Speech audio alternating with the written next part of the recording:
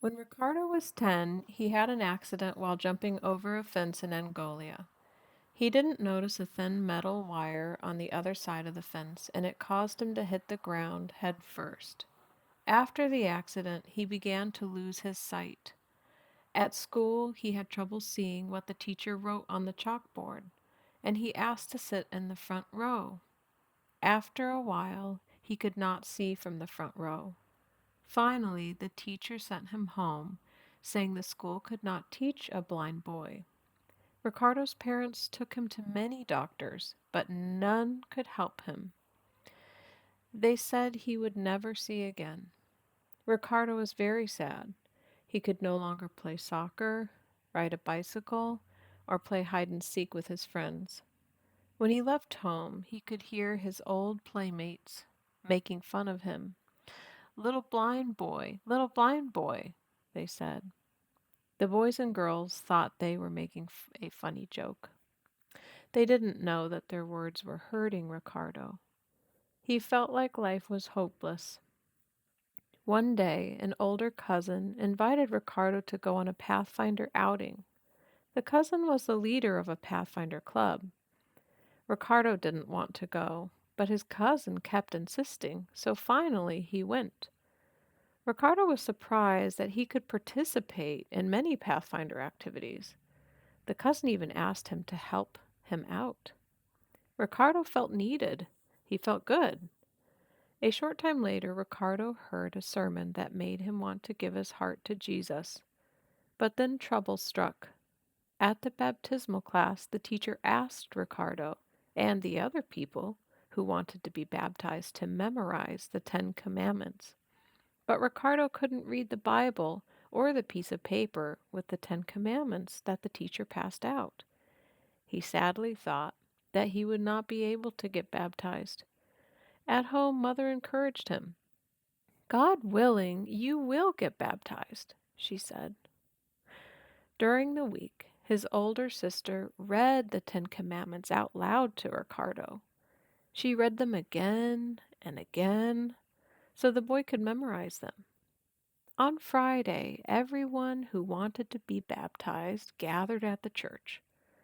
Who will be the first to recite the Ten Commandments? A church elder asked. No one volunteered. So Ricardo raised his hand. He couldn't remember the correct order, but he recited all 10 perfectly. The elder was amazed and shook his hand. Turning to the others, he asked, "Who will recite like Ricardo?" The next day, on Sabbath, everyone, including Ricardo, was baptized. Shortly afterward, Ricardo was invited to share the weekly mission story in Sabbath school.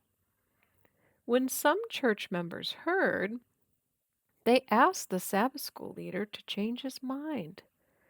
Ricardo can't tell the mission story because he can't read, they said. The Sabbath school leader gently touched Ricardo on the shoulder. Do you hear what they're saying? He asked. Ricardo nodded. Show everyone what you are able to do, he said. Prepare to tell the story next Sabbath.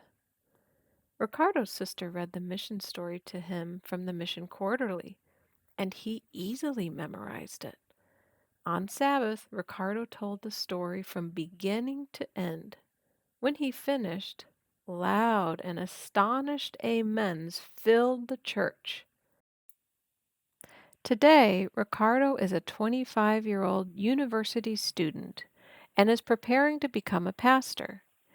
He has led a Pathfinder club for the past 2 years, and he preaches regularly in churches around Angola. Dozens of people have been baptized after his sermons. Ricardo is no longer sad. Although he cannot see with his eyes, he knows that God has given him an excellent memory.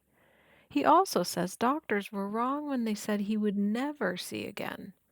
For Revelation 1:7 says, Behold, he is coming with clouds, and every eye will see him.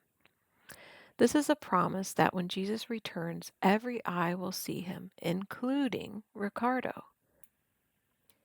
One day I will see the face of my Jesus, he says.